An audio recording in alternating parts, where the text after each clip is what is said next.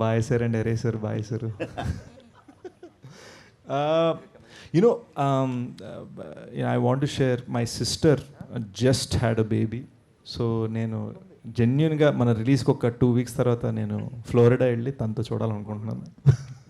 Safe answer కదా, genuine, మా మనస్ఫూర్తిగా చెప్తున్నాను. ఇక్కడికి వస్తూ కూడా మా మేనల్లుడు కేశవ్ గారి ఫోటోలు చూస్తూ వస్తున్నాను నేను. Congratulations. Thank you sir. Anurag ji, so you are as an actor amazing. So what are the point you triggered to accept this movie? What point?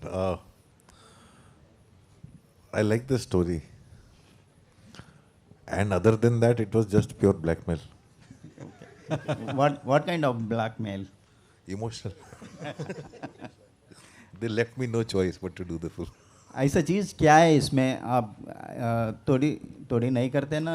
नहीं, वो प्रोड्यूसर को मैं मना नहीं कर सकता ना. ओके. नहीं, आप कुछ छुपा रहे हैं इसमें. नहीं, जिसका नमक खाया है अभी नहीं तब. तो ऐसा नहीं है. और मतलब मुझे पकड़ के बैठा, ये फिल्म करना है. And he was not there till he did not come to narrate it to me. I was made to sit there. మన చైతన్య పెళ్లిలో నెరేట్ చేశానండి. ఓకే.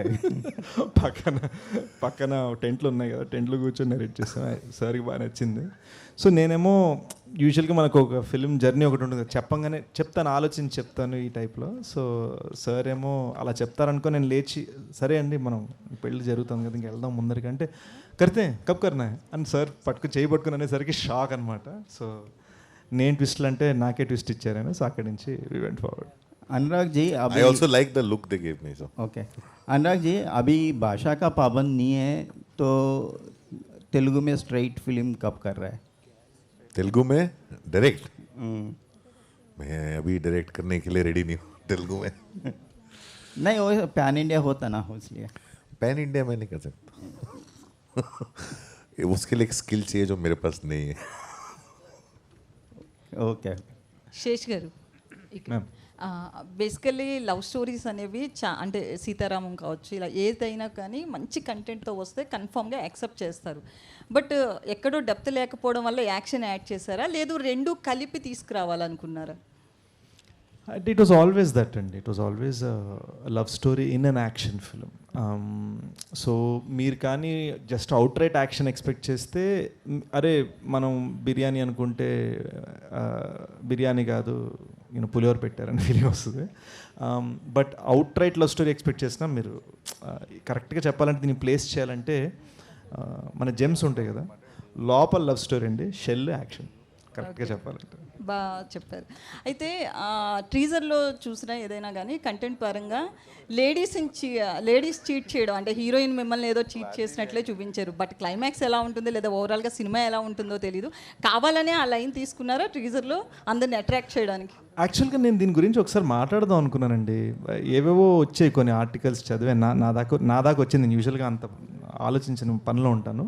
బట్ మేము ఎక్కడ ఏ తిట్లు బూతులు రాయలేదు. మీరు గ్రాంధిక తెలుగు పుస్తకాలు తీసి చూస్తే కరెక్ట్గా అది వాడే పదం అనమాట.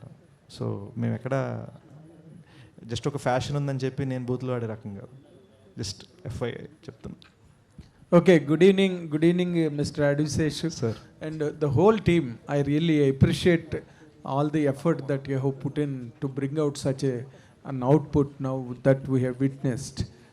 Fantastic, really. Content is very good. Thank you, and sir. you looked very fresh, and you tried so much to look like that. I appreciate that effort also, basically. And coming to the point of director Mr. Dio,